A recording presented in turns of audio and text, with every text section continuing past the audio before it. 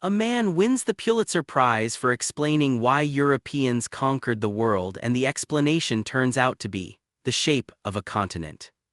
Not colonialism. Not institutional violence. Not political will. The shape. If that strikes you as either brilliant or suspiciously convenient, you are paying the right kind of attention. Diamond is a professor of geography at UCLA, trained originally as a physiologist, who became one of the best-selling popular science authors of the last half-century. Guns, Germs and Steel won the Pulitzer in 1998. The Third Chimpanzee, Collapse and the World Until Yesterday followed. His audience is educated, liberal, and hungry for grand unified theories of human difference that don't require them to feel bad about anyone. He delivers. Diamond's intellectual operation is the manufacture of sweep. He takes variables that are genuinely relevant at one level of analysis: continental axis orientation, the distribution of domesticable species, ecological carrying capacity, and runs them without friction through every subsequent level of human organization until they arrive, apparently inevitably, at the political outcomes of the 16th century. The product being sold is absolution through geology. History didn't happen because of what powerful people chose to do to other people. It happened because of where those people happened to be standing 10,000 years ago. The mechanism is always geography. The conclusion is always already written in the rock.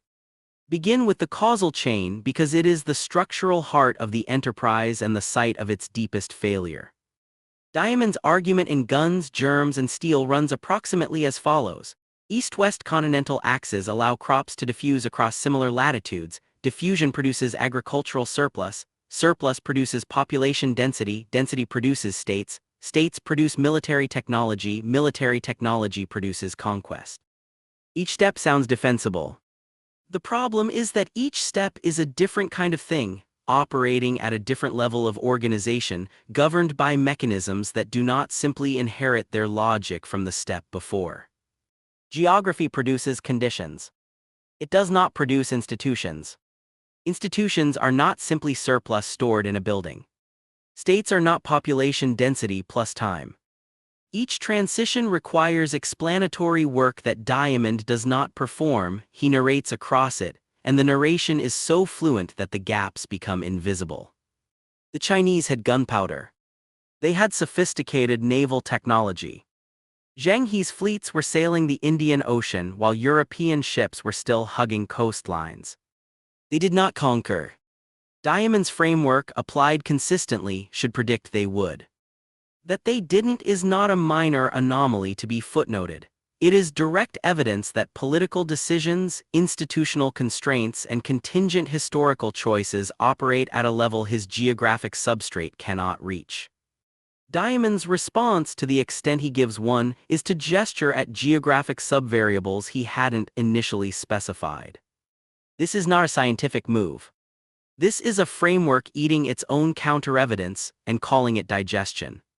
The Inca Empire is similarly instructive. Complex administration, domesticated animals, sophisticated agriculture, monumental architecture, and yet catastrophically vulnerable to a small Spanish force. The vulnerability was epidemiological and institutional and catastrophically contingent, not geographic. Diamond knows this, which is why germs do significant load-bearing in his title. But germs are not geography. They are biology interacting with contact patterns shaped by political expansion, trade networks, and specific historical decisions. When germs do the work geography cannot, the theory has quietly shifted its terms while loudly maintaining its branding. The metaphor problem is inseparable from this. Diamond does not merely argue that geography is causally significant, he writes as though geography has intentions. Continents allow crops to spread. Axes favor certain civilizations. Africa's orientation prevented diffusion. This is not scientific language. This is teleology dressed in topography. When a landmass is granted directional agency, you have ceased doing historical analysis and begun writing myth, a myth, not coincidentally, in which the outcomes of colonial violence appear as the inevitable conclusions of plate tectonics.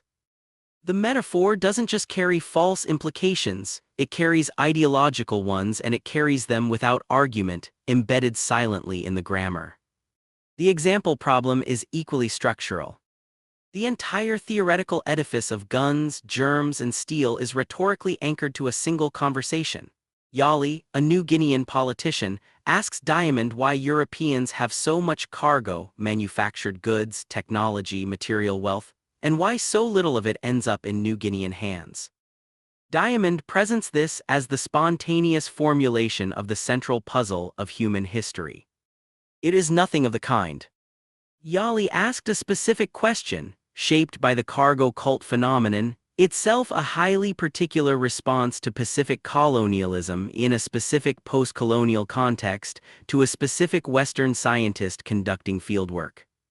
Generalizing from this exchange to a universal theory of civilizational divergence is not comparative anthropology. It is intellectually decorated tourism, and the decoration is doing enormous work to disguise the thinness of the foundation. The New Guinea material recurs throughout Diamond's oeuvre not because New Guinea is a representative case, but because Diamond went there and found it vivid. This is the methodological subjectivism that runs beneath the scientific-sounding surface of everything he writes. In the world until yesterday, a Dani warrior's learned hypervigilance becomes a cognitive heuristic. A Highland band's child-rearing practices become a blueprint for mass industrial societies.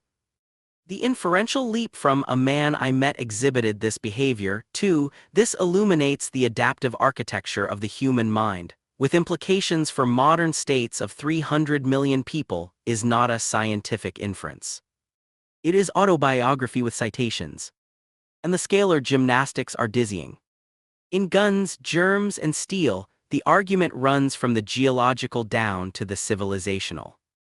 In the world until yesterday, it runs from the psychological up to the institutional and back down to the personal. A band of 50 people and a nation-state of 50 million are not the same type of system at different scales. They are organized differently, they enforce norms differently, they fail differently.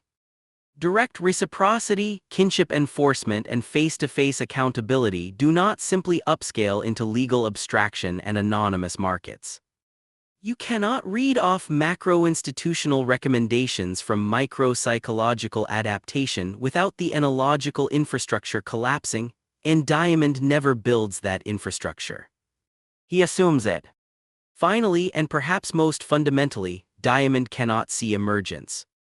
Complex systems do not behave like their components summed.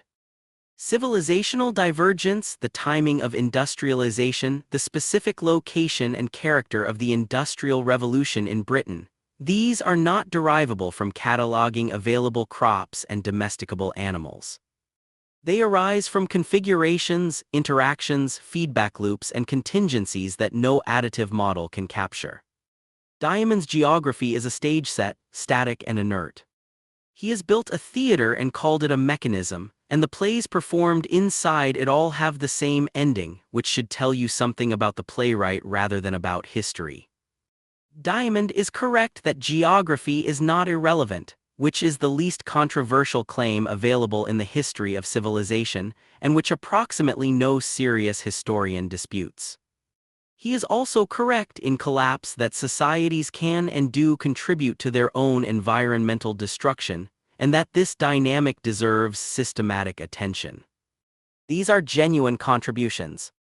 The problem is that being right about the relevance of a variable is not the same as having a theory, and Diamond persistently mistakes the former for the latter.